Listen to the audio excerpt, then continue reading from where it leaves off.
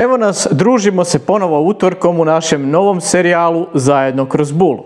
Zadnji put smo govorili koliko je važan fokus i to je upravo zašto pričamo o onome što nam slijedi i o onim izazovima koji nas čekaju, a ne o onima koji su iza nas. Za sve nove gledatelje na kanalu, dobrodošli. Link na cijelu playlistu serijala možete potražiti i u opisu ovog videa, a svaki video je zasebna cjelina. No ako vas zanimaju ovakve teme, pozivam vas da pogledate i ostale. Krenimo mi sad u akciju.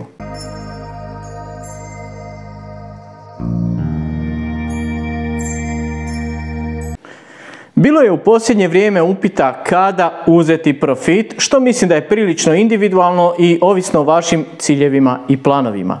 No postoje trenuci kada je bolje ostvariti 90%, 80%, možda i 70% svojih ciljeva, nego na kraju kada tržište krene žestoko u bear, na kraju još i završiti u minusu.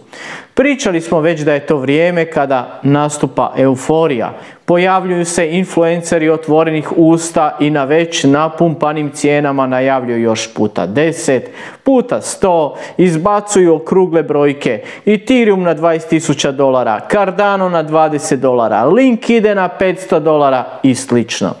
Mediji su puni pozitivnih članaka, na televiziji se pojavljuju ljudi koji su čudesno došli do velikih iznosa, a prijatelji i rodbina koji su vas do nedavno s prijezirom gledali i pitali jel živo onaj tvoj kripto, uz riječi ono drži se ti lopate, drži se ti knjige i tako dalje, da bi došli do momenta reci mi da ja nešto kupim, to su ti trenuci. Kako sam već obećao da ćemo gledati vaše omiljene coine i prave primjere kako bi nam se urezalo u pamćenje da znamo prepoznati i reagirati na novonastalu situaciju. Pa evo sad imam jedno pitanje za vas. Ili znate kako prepoznati da je Hello došao do vrha? Evo reći ću vam ja. To vam je trenutak kada Jure pokaže koliko je zaradio. Šalim se malo i nemojte me pogrešno shvatiti, sve ću vam sad objasniti. Htio sam vas malo cimnuti da ovo bolje zapamtite i ovo je, kao što smo rekli, dio tržišnog ciklusa kada tržište prašta, što smo pričali u drugom dijelu ovog serijala. Ali meni je to bio signal za lokalni vrh ili lokal top i kao što vidite vrlo brzo nakon toga je palo gotovo 30%. Ok, i cijena se opet konsolidirala i sad očito nastavlja rasti. I da me još jednom pogrešno ne shvatite, svima vam, ali baš svima želim od srca da zaradite na tom tokenu, ali kad se budu takve stvari događale za godinu ili više dana i čujete evo recimo mene, da ne ispada da pričam o nekom drugom, tako za neku drugu kriptovalutu napišite mi Dejane, skuliraj se malo, pogledaj svoj video, a vi naravno nemojte previše oklijevati da stisnete sell. Nije financijski savjet. Ono što bi još danas volio podijeliti s vama, a lako je pamtljivo, je jedan obrazac. Dakle, pattern upozorenja, obrazac upozorenja. Izvorni naziv je Parabolic Curve Pattern i taj obrazac ćete moći lako uočiti. Evo ovdje je jedan primjer, pojavljuje se i na manjim vremenskim intervalima, no budući da mi gledamo veću sliku kao investitori, predlažem da ne gledate na nižem od tjednog prikaza cijene. Tjedni prikaz je opet dovoljno gust da možete obrazac lako uočiti. Idealni parabolični obrazac sastoji se od 4 baze, a najčešće ćete primijetiti da je vrijeme postavljanja konsolidacije na ovim bazama kako idemo prema gore, ono je sve kraće i kraće.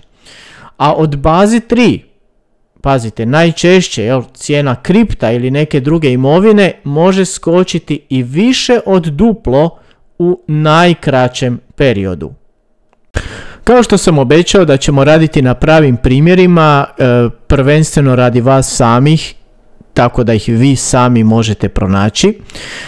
Vrlo je jednostavno, dakle otići ćemo u TradingView i ovdje gdje su vam brushes, na dnu je curve, kliknemo na curve i evo ga, odozdola prema vrhu. Dakle, našli smo jedan obrazac, pogledajte, prva baza, druga baza, treća, četvrta i to bi bilo to i tu bi bio kraj. Ovo je 2020. na 2021. Imali smo slično 2019. Kao što vidite, nije baš da uvijek mora biti 4 baze, može biti manje, može biti i više, što smo imali sa 2016. na 2017. što ispada kao da je jedna velika parabola. No ono što je specifično, dakle uvijek ćete po tome prepoznati da je kraj blizu, što je vrijeme korekcije, jel? Vrijeme korekcije je sve kraće i kraće. Vidite, ovdje smo nekako išli još po 3 tjedna, pa tu je sve manje i manje crvenih svijeća da bi došli tu na kraju samo jedna crvena svijeća. A sad ću vam pokazati još jedan primjer na coinu koji znam da vas puno prati, a to je Veracity. Pa ćemo, evo ga, onda i tu pokazati taj primjer. Ostalo je meni od prije, kako video ne bi bio predugačak, ali evo ga, vidite cijelu priču. Ovdje smo imali tipično 4